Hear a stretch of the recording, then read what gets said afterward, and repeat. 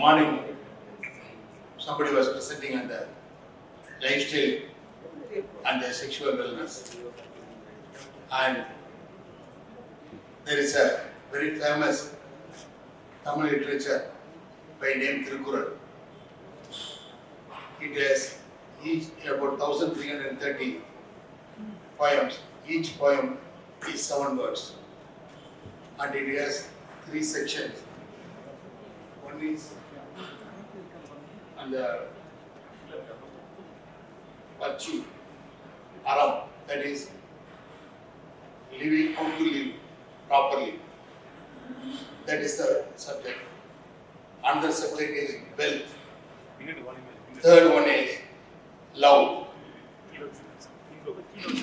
These are 3 major sections. So all the 3 tells how a human being to live. The population has to live. So proper living. Next is you have to make money to live, or how to make the money and how to apply the money. Next is love. The love starts with sex also, they talk about it. But again, it's a lifestyle. We are talking about so much of things on lifestyle, and immediately we talk about diabetes, hypertension, obesity, and so many other things. But only now, slowly we are starting thinking the sexual wellness is also a lifestyle impairment or disease. I don't know whether to say disease or not, but it is a lifestyle impairment. Dr. Reddy, today I just got recollected, somewhere in 1984, he delivered a workshop. He organized a workshop on sexual medicine in Chennai, and I attended it. Today, I have the liberty and I have the fortune to honor him. Days are gone. He is the father of the sexual medicine in Tamil Nadu and one of the leaders in India. I welcome Dr. Reddy, Narayana Reddy, to address you on the sexual wellness with his experience. And let us all take this opportunity to bring into the mindset of the population that sexual wellness is a lifestyle disease. It's not the other one. So let us make it. And the father of sexual medicine of Tamil Nadu and leader of India, Dr. Reddy, Narayana Reddy, to address you. Thank you. Thank you, respected chairperson and dear friends. At the outset, I would like to thank Dr. Natesh for what to cause. First, because of thinking about me and inviting me.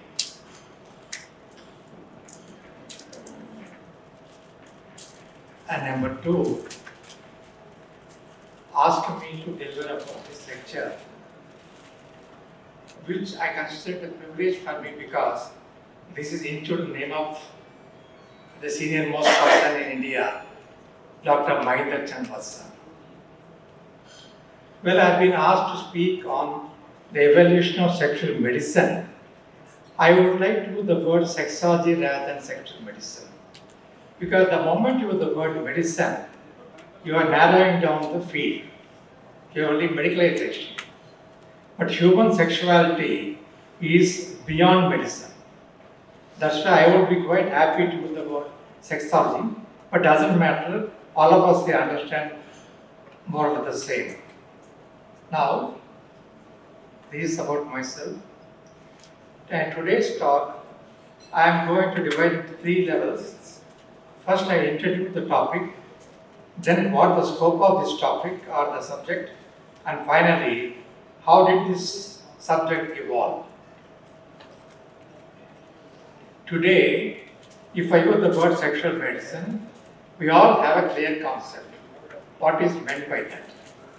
But till recently, there is a lot of confusion because the medical fraternity never really plays importance on the subject of human sexuality.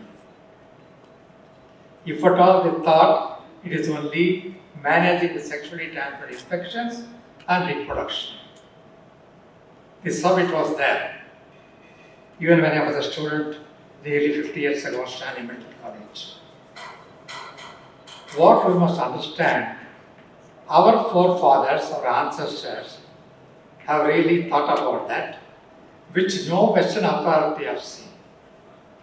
In India, sex or sexuality was considered a part and parcel of day-to-day life. So we never venerated it. At the same time, we never also made it a taboo. Unlike the Western authorities who compartmentalized it due to Victorian prudery and separated it from our day-to-day life. Now I am quoting from Atharva Veda, English translation, Book 2, Chapter 9, verses 19 and 24. It clearly says, as you know, Atharva Veda is more or less 3,000 to 4,000 years before the birth of Christ. Kama was first born, neither the gods, the fathers, nor mortals attained him. To them art thou superior, always great. To thee, as such, O Kama, do I pay homage. Verily, no windsoever attains Kama, not fire, sun, also not moon. To them art thou superior, always great. To these, as such, O Kama, do I pay homage. Why is that I am reciting this? Answer is simple. We are not just human beings, we are sexual beings. Let us not forget that word HCX from our lives. Now, till the post-Second World War baby boom, human sexuality now never got importance in the Western world. And what really opened the doors at that time was the 1994 Massachusetts Male Aging Study, which clearly defined erectile dysfunction or ED as a condition that affects a large population of the American males. They are doing the study only in America, so it is called American males. Now, not only that, the study also said that if medicine is available to help these men to overcome the erectile dysfunction, they will welcome it. That opened the eyes of the pharma industry and the medical fraternity. And the most important, in the year 1998, March 27, Viagra got US FDA approval and hit the world market. And that really opened the floodgates of the medical fraternity thinking in terms of sexual dysfunction, mainly at the stage erectile dysfunction. Hardly any urologist, pardon me my saying, before the advent of Viagra, really bothered about the penis in a sexual manner. The penis only comes as per urethritis, cystitis, etc., but not for sexuality. Now, sexual medicine connects to multiple medical disciplines. There is a lot of overlap in these specialties. These specialties include reproductive medicine, urology, psychiatry, genetics, gynecology, andrology, endocrinology, and most important, the primary care. But what makes it different from others is sexual medicine focuses in managing people with sexual problem, which may be either due to physical factor or due to psychological factor. Whereas reproductive medicine basically deals with, as you know, reproduction. Now, this is a wonderful statement made by two associations. What they said was, medicine without sexual medicine is not medicine. Not me. I will tell you who those people are. This is a petition given by multidisciplinary joint commission on sexual medicine and the European Society for Sexual Medicine, presented at the European Union Parliament at Brussels and all the universities in European Union. Very clearly, they made it very clear. Unfortunately, India hardly any college wants to do it, and any university wants to do that. In the year 1996, I gave an application to the Tamil Nadu Dr. MGR Medical University, offering my services free of cost to conduct classes for the medical graduates and postgraduates and conduct an OPD. 96, we are 2023. As of today, I have not got any answer, either yes or no. This is how our country is. And NMC comes on talking about all nonsensical issues. Now, let us talk about evolution of sexual medicine. Now, in this, the menu is going to be time frame, who are the pioneers and what are their works, and finally, therapeutic options available to us as they evolve. Time frame is very arbitrary, I decided. I chose 1955, the year I was born. Simple. There is nothing specific about that. You can decide what it is. Today, 50 to 2022, still we are yet to complete 23, and tomorrow the future. Let us take about the past. Again, divided Indians and non-Indians. There's a reason why I am segregating Indians from non-Indians. As per the legend, Prajapati, Brahma, the creator, he compiled or taught a code of conduct, how to live harmoniously in this world. It is known as Shishti Sthiti Bandhan. It is supposed to contain 1 lakh chapters. Out of that, Manu, the Swayambhu Manu, took up the Dharma portion and made it one Dharma Shastra. Then the Guru of Devas, Brihaspati, he took up Artha, that is the commerce and economics, and he made it Artha Shastra. Finally, the attendant of Lord Shiva, Nandiswara, he took up the Kama portion and he compiled the Kama Shastra, which contained 1000 chapters. Then Uddalaka's son, Swetaketu, he condensed still further into 500 chapters. Even then it's too voluminous. So, a group of people, probably Babravya, Babru, either his sons or his disciples, together they call Babravya. They supposed to live in Manthara Desa in those days. That is part of UP, Bihar and West Bengal in those days. They further condensed into 150 chapters and divided into 7 parts. Finally, we come to the Mallanga Vasayana, Kama Sutra, which only you can date around 300 to 480. Now, Dr. Raj Bampat has spoken about Kama Sutra elaborately in the morning. I only will talk briefly about that. People make a mistake thinking that Kama Sutra is only about postures. No, sir. It is a treatise on the art of good living, appreciable living. Before Vasayana, probably between 600 years before the birth of Christ to 100 years AD, Charaka Samhita contains a chapter known as Vajikaran. But I am not going to include that in this because there the focus and emphasis was making the man like a stallion potent in order to produce the progeny. It's nothing to do with sex per se alone. Kama Sutra is the only treatise in the world in those days which exclusively focused on human sexual pleasure and worked only on that. There is nothing about morals, nothing about conduct, nothing about reproduction in that. 1250 verses divided into 7 parts and 36 chapters. And even today, let me tell you, Kama Sutra is the only book or treatise which talks about early orgasmic response even in a woman. The only other person who spoke about that is Professor Prakash Kothari of Mumbai, who said it's not only men, even a woman can have orgasm much early It is called early orgasmic response. He cannot correct the premature ejaculation.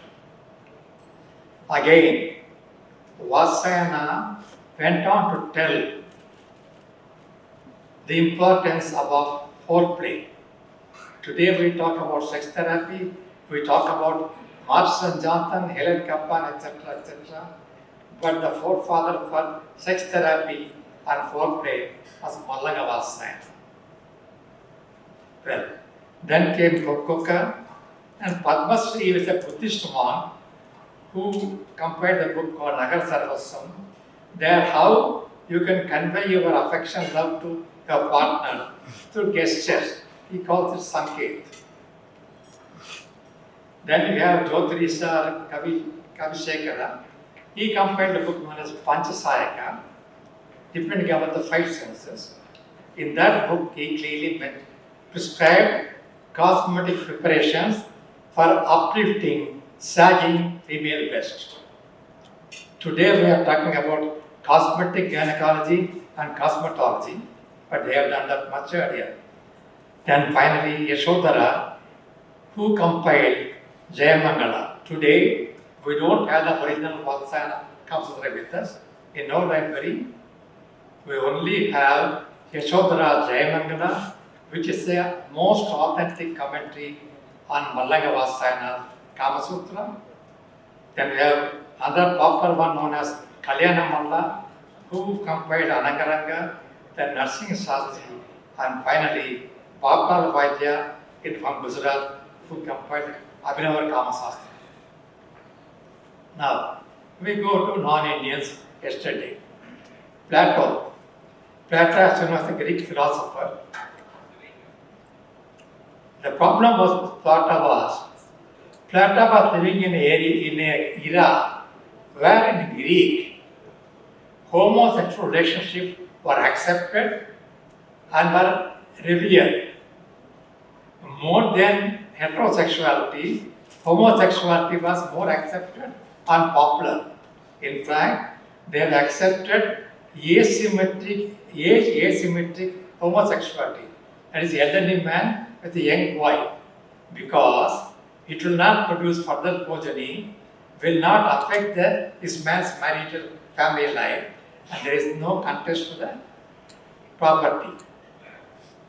But Plato came, he made certain laws, he decried it. He said, no, homosexuality is not correct. Anything that can result in procreation, only that should be accepted. Then you have this French gentleman, Marquis de Sade, who wrote a book called 120 Days of Sodom, The Adversities of Virtue, Justine and Juliet. In that book, what he described, his personal experience. Somebody enjoys sexual pleasure, gets sexually aroused by inflicting pain on them. Is known as sadism, based on his name, Sade. Then we have the Austrian gentleman, Leopold von Sacher-Masoch, who wrote a book called Venus and Furs, where the person gets sexual arousal and orgasm by being tortured and pain being inflicted on him. So when Kraft Epping, he compared his book Psychopathia Sexualis, he coined the terms sadism and masochism based on that. Now Kraft Epping is a neurologist and psychologist. Today we are using the word psychiatrist. In those days it's only psychology. All these people were neurophysicians and they are also specialized in human psychology. And Psychopathia Sexualis is basically discussing the so-called sexual aberrations, and it also tells to the judges, the lawyers, and to the doctors what are these abnormalities. And is specifically mentioned very clearly. Today, in India, we follow that. If a person is caught for committing an offense, if we can prove his mental state is not normal, then subsequently the severity of his punishment is reduced. So Kraft Epping, who did this, Psychopathia Sexualis, It's a forensic reference book. Then came Sigmund Freud, again a neurologist, and then a psychologist, father of modern psychoanalysis. He talked about ego, and superego, all of you know. Is the pressure principle. Then ego is the one which is going to moralize and balance it. Superego is highly moralistic. If ego and superego are very dominant, life will not be smooth. So the ego has to balance that. But Freud made many mistakes, unfortunately, because that was the subject available to them at that time. Now, the mistakes he made was two things. He attributed every sexual problem due to unresolved Oedipal complex in the person's childhood. Second thing he said, orgasm is two types, vaginal orgasm and clitoral orgasm. He said the woman who can get orgasm through clitoris, they are neurotic persons. Today we realize there is only one orgasm. It contains two components, vaginal and clitoral components. It is very important for us to understand that. Then we have Paulo. Then we have the gentleman Magnus Hirschfeld. He said, unfortunately or fortunately, if you see, all these people from Europe who are pioneering sexologists, most of them are Jews. They were all living in European Union. Unfortunately, when Hitler and Nazis came, they are vanished. Hirschfeld started his Institute of Sex Research in Berlin. It's the first research institute in the world where gender reassignment surgery was undertaken. He had a compilation of 20,000 manuscripts and books there. And it was a place where people used to come, discuss, and undergo therapy one way or the other. Very erudite man. Unfortunately, Nazism reared its head, Hitler kept the power, and Hirschfeld has to run away from that place. They destroyed that Institute of Sex Research and burned those manuscripts for 4 days. And Magnus Hirschfeld, during his exile, he came to India in the year 1931, delivered 2 lectures. One is in Allahabad, other one is in West Bengal, Calcutta. And he was given a room in Motilal Nehru's Anand Bhavan, Allahabad, the room which usually given to Mahatma Gandhi. His handwritten notes are there in that. And those of you avid movie watchers, you go to Netflix, OTT, there's a movie called El Dorado. It talks about Magnus Hirschfeld and how Nazis persecuted the Jews and homosexuals. El Dorado was a nightclub and that was destroyed by Hitler's group. Then you have Margaret Sanger. She is the first president of International Planned Parenthood Federation, American. She was arrested when she wanted to talk about birth control measures. Then you have Mary Stopes, the British lady. She started the first British birth control clinic. Then you have our legendary Charles Alfred Kinsey, who brought about 2 wonderful books into the world, which really shook the medical fraternity, general public, everything. Sexual behavior in the human males in 1948 and sexual behavior in the human females in 1953. In this monumental work, he says, almost 95% of my respondents, this is a subjective interview taking, confess at least once in their lifetime they have masturbated. It will stop with that. He says, the remaining 5% I consider to be liars. That's what he said. Unfortunately, what happened when he came to sexual behavior in human females, church was against him because they were worried that they were saying masturbation is harmful, this is harmful sin, and here everybody is doing that. They couldn't tolerate that. So they attacked him cut off the Rockefeller Foundation grants, everything. Poor man died ultimately in misery, in ignominy. Now, a leading anthropologist, Margaret Mead, attacked him, not on the basis of his scientific work, but what Margaret Mead said was, if others come to know that others are masturbating, they will also start masturbating. It is not good for society. This is thinking of the famous legendary anthropologist. Now, today we have a Institute for Research in Gender, Sex and etc.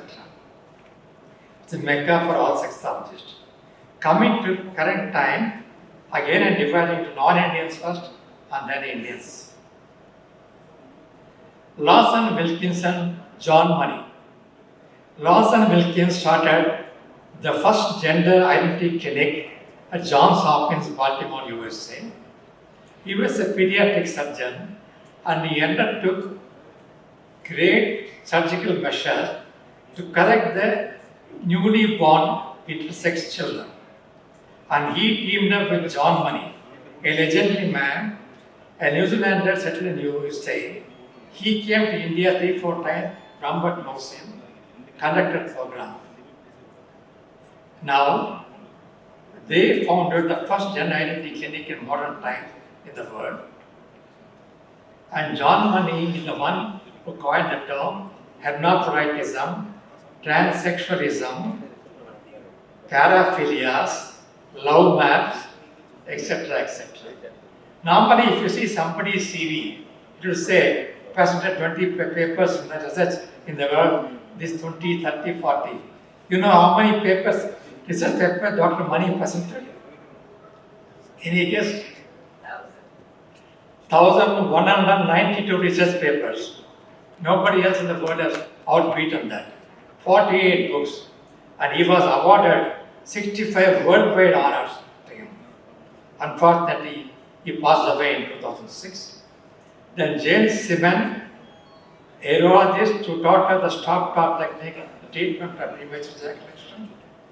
Michael Valiant, who taught us about brief or focal psychotherapy, the treatment of female sexual dysfunction. Then we have Wolf, who talk about systematic desensitization is the basic principle in sex therapy and all other forms of management of not only sexual problems, even psychological problems. Then we have Marks and Johnson. All of you must have heard about them. Theirs for the first book, first research in an objective manner. Havelock, Ellie, Sigmund Freud, etc., etc. They are all studies for subjective by interviewing, but that cannot be 100% perfect. Whereas the objective is much better. In a laboratory setup, he checked the sexual response of the male and female and came out with many books. The most important today is textbook of sexual medicine. They are the ones who propose sexual response cycle and they introduced the dual sex therapy team and sensory focus. I have not included here, only reason is he has not really published it properly. Albert Moore, a contemporary of Sigmund Freud, much before Masters and Johnson in the year 1912, he proposed 4-stage sexual response, the onset, equable voluptuous sensation, voluptuous acme, and sudden cessation of this acme. Albert Moore in 1912. Only in 1960s, Masters and Johnson objectively proved it. But unfortunately, he missed out the main foundation. What is that? The desire. So, Helen Kaplan, who came subsequently, she contested and said that you have forgotten the basic foundation. Without the foundation, how can you build a house, a structure? So she added desire phase, and she wrote a wonderful book called New Sex Therapy. And then we come to 1953, and Ernest Grafenberg, a German gynecologist, who talked about the Grafenberg spot or G-spot, but he couldn't popularize it. Then Beverly Apple, Ladas and Perry, they did research on nearly 4,000 women and they came out with a book called The G-Spot and Other Discoveries. And finally we come to 1998. Before that, 1989, sildenafil citrate was used by Pfizer team, Peter Dunn and Albert Wood, for the treatment of angina. Right? They took permission from the British authorities in 1989, but what happened was that did not work out. People, when they given the samples, they came back and said it didn't work out for my angina, but refused to give back his tablets. Why? Because they said it didn't work here, worked better below the belt. So they woke up and subsequently they stopped the research work, clinical trial, took permission for erectile dysfunction, and then you know the story. It made history. The medical fraternity, which was a slumber till that time, woke up. They realized pharma company jumped. This is the one drug which got free publicity world over in every language newspaper. No other drug, only this one. Am I? Please, please proceed, sir. Huh? Some outside noise. Outside noise. So, till that time, pharma companies are only investing in antibiotics and other things. They never thought about lifestyle disorder. Thanks to sildenafil citrate, Pfizer, they are investing in that. Like they call it, Inshallah, God willing. Vatican has invested 60,000 shares in Pfizer. And by 1998, September, its stock was by 60 million US dollars. Anyway, then finally, Lara and Jennifer Berman, sisters, one was a clinical psychologist, one was a gynecologist, they started working exclusively on female sexual dysfunction with cutting edge research. Now let us come to India. Most of you must not have heard about this gentleman, Dr. A.P. Pillai. He brought out a journal called International Journal of Sexology. He was advocating this for family planning practice. And he talked about sexuality in Hyderabad, I don't remember which year, maybe 1953. First time in Indian Medical Association, a subject on sexuality was spoken. Then finally, our own Doyen, Professor Prakash Nanala Kothari, he founded the Indian Association of Sex Educators, Counselors and Therapists, and he did a wonderful research on orgasm.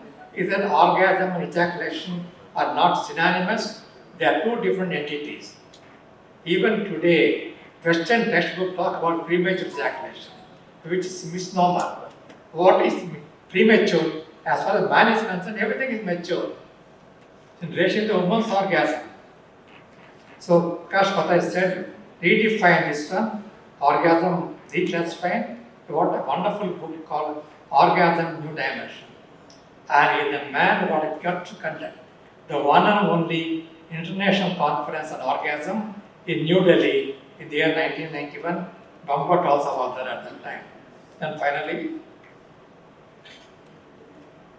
Professor J.V. Bhatt, my physiology examiner, and Professor Prakash Kothari together, they started the first department of sexual medicine in India at St. G.S. Medical College and Sion Hospital. They are transhifted to KM Hospital.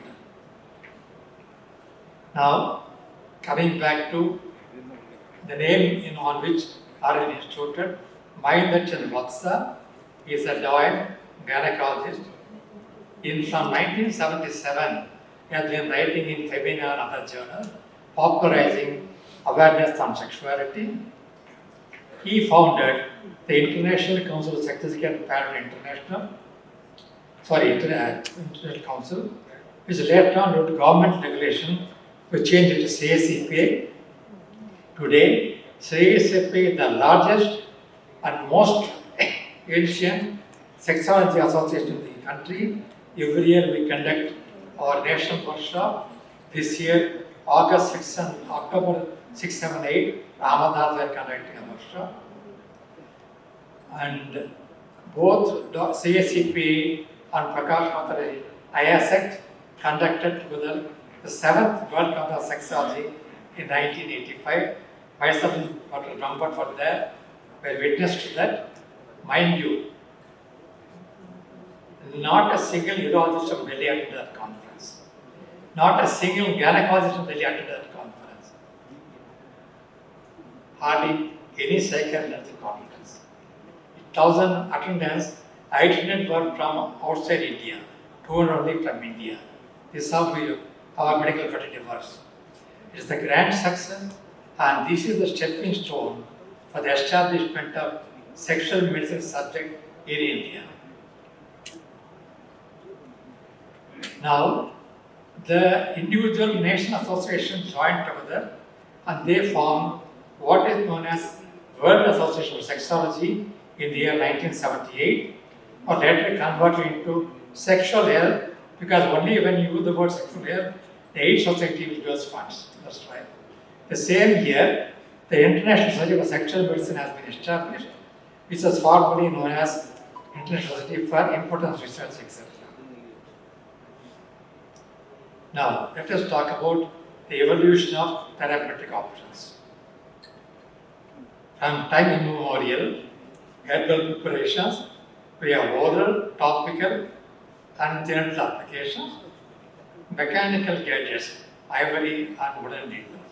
Friends, remember, they found wooden dildos in the ruins of Mohenjo-daro, Harappa, dated 4,000 years before the birth of Christ. Then we have Spanish fly, cantharidin.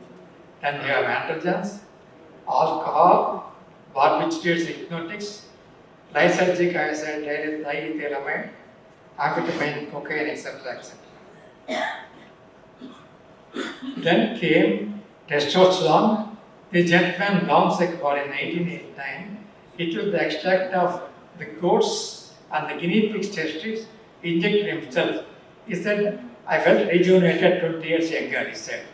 Then 1935, organon doctor, unrest lacquer, isolated testosterone, and they started synthesizing from 1935. Then we have vasodilators, adrenergic antagonists like evoimine, anesthetics, clomipramine, indoramine, penile rings, and vibrators and dildo.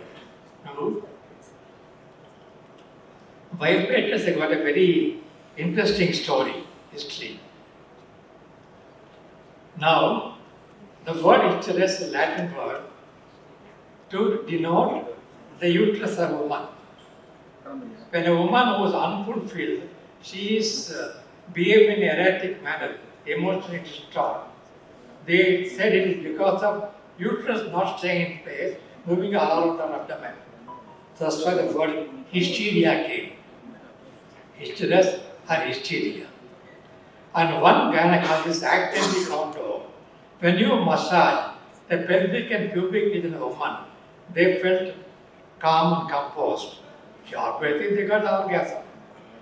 Having realized that, his gynecology practice picked up, not for other things, but massaging a woman's pelvic. The business picked up so much, then he could not handle it. So he employed assistant. So that assistant, what he realized was, massage is not necessary. You do a PV examination. You do that with the thumb, you massage the clitoris. But then again, the crowd was so much weightless there, one man could not manage. So what he did was, he helped the help of an engineer. He created a mechanical vibrator, so-called fire steam one, which goes inside and outside. It's actually a manipulator. What right target the husband has to do, the doctor does it and gets a fee for it. See the irony of it. There is a wonderful movie called Hysteria, available in the OTT, CDs are also available for this. They tell you this story clearly. Then we had the sex counseling, sex therapy. In the 60s, after Marston and Johnson kept on, the modern day vibrators in 1968, vacuum suction devices, then you have cranial prosthetics. Today we are talking about inflatable, but in those days, rib cartilage. A German man by name N.A. Borges used the rib cartilage as an implant. Then 52, you have acrylic implants by Goodwin and Scott. Then the NASA came out and they produced very malleable silicon prosthesis because they are using it in space research. Then they would decide that this Egyptian man, Beheri, he started using that, and finally here, Bantry Scott in inflatable prosthesis. Estrogen, ICVAD, and again the story of Iraq. In Paris in 1982, for a urology congress, Iraq came with the overcoat and then he gave a lecture standing on the podium. He was talking about ICVAD with Pepaveri. After his lecture, he came out of his podium, removed his overcoat, that is his erect penis. He said, before getting on the stage, I injected myself with Pepaveri. All the lady doctors ran away from this auditorium. Then you have electroejaculation, intraurethral delivery systems, antidepressants, then PDE5 inhibitor, sildenafil cited 1998, tadalafil and vardenafil 2001, Judenafil, a Korean product in 2005, actually a wonderful product, much better than sildenafil and tadalafil, unfortunately not available in India due to patent problems.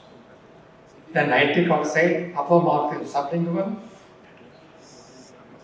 then clitoral device in the year 2000. Clitoral device is nothing great, it is like a computer mouse. It has got a suction apparatus and a battery operator. You put the suction apparatus on the clitoris, switch it on, it gets a pull and push effect. It acts directly on the clitoris. It is titled as the Eros. In those days, I'm talking about 15 years ago, in India, import used to cost 19,000 rupees. Today, it must be around 40,000 rupees. What God has given, instead of using, you spend 36,000 rupees and use this. Then you have a topical prostaglandin E1 gel. Unfortunately, I found in US, their marketing is only for a female orgasmic dysfunction, not for male. Then you have testosterone patches, Procter and Gamble for postmenopausal or premenopausal woman who had overactivity done to be kept on here, abdomen. The Boxtin approved by US FDA for premature ejaculation. Then aspirin for vaginal atrophy and vaginal pain. Then today we are talking about extracorporeal shockwave therapy, not approved by US FDA. Again, platelet-rich plasma therapy, 1970. Again, US FDA not approved that. But what is approved now is PD5 inhibitor, avanafil. Jumani was talking about that in 2012. Then you have what for women, flubanserin, brand name ADI, which is a serotonin modulator. This is given taken a oral tablet, but even the US, this has not been really popular. I tell you how the story came. When US FDA initially refused permission for this, the company paid women lobbyists, and they argued for men's sexual pleasure, you have approved PD5 inhibitor. For us women, you are not approving anything. On that basis, FDA approval given to flubanserin, not popular even among US doctors. Then you have known as bremelanotide virusi, which is a melanocortin receptor agonist, which has to take a subcutaneous injection 45 minutes before the act of intercourse, not more than 8 doses in a month. Then future next generation PD5 inhibitors, iodinafil, is already available in Korea, a wonderful drug again, Marinodafil, is available in tablet form, available in film form also. The next generation dopaminergic agonist, oral phentolamine, not injectables, potassium channel modulators, topical preparation, endothelin antagonist to relax the muscles, oxytocin, epinephrine, pheromones, neurotransmitters most important, vasoactive intestinal polypeptide, gene therapy, stem cell application. The first bone marrow transplant was in 58 by Georges Mathey, and then embryonic stem cell isolation, 1981, Evans and Kaufman. I finished. And then finally we have cavernosal tissue culture and transplant. And this comes under gene therapy onwards, Dr. Natesh Tabu's domain, which they call regenerative medicine. And I recently read, but I don't know how successful they are. They are calling it a telomere extension therapy, whereby you are extending the life of the gap of chromosomes. Thereby, if you get a gene, take a chromosome in the cavernous of tissue, telomere extension can be tried, but only time will tell. Now, a lot of work being done on a woman's sexual problem. Lower axis is two antidepressants, bupropion and trazodone, used for female hypoactive sexual desire disorder. Then libido, sildenafil and testosterone, again hypoactive sexual desire disorder in women. Oxytocin, orgasmic pleasure. When I was a student and a postman, the only indication for oxytocin is pitocin to induce labor. Today we find that oxytocin is responsible for genital muscle contraction, which is with the orgasmic pressure. They are working on that. And you will be laughing, but the fact is vasopressin and dopamine to manage extramarital affairs, because both of them known as love molecules and modulating. Friends, if we are going to talk about non-invasive therapeutic module, we are in the area of hormones or neuromodulators. DHEA, pheromones, oxytocin, phenylethylamine, estrogen, testosterone, serotonin, dopamine, progesterone, prolactin, vasopressin. Now, again, you all agree, in our student days, 50 years ago, testosterone was known as only for desire. Today we know it is equally important for a period erection, because neurogenic,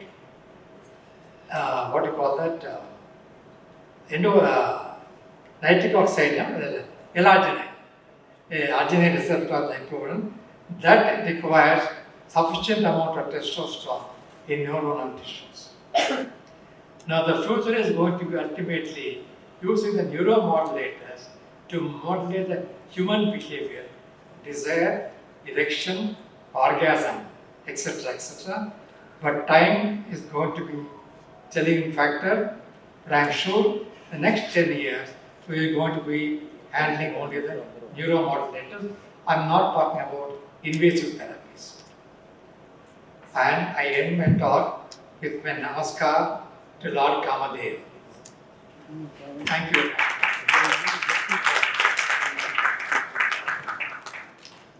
Thank you, Dr. Reddy.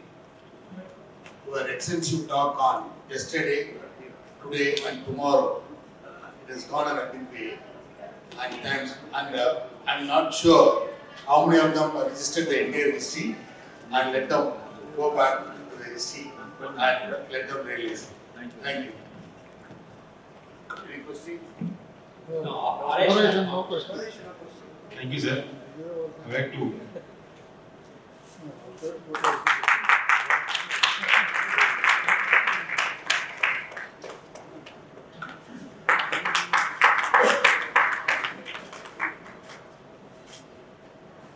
Thank you, sir.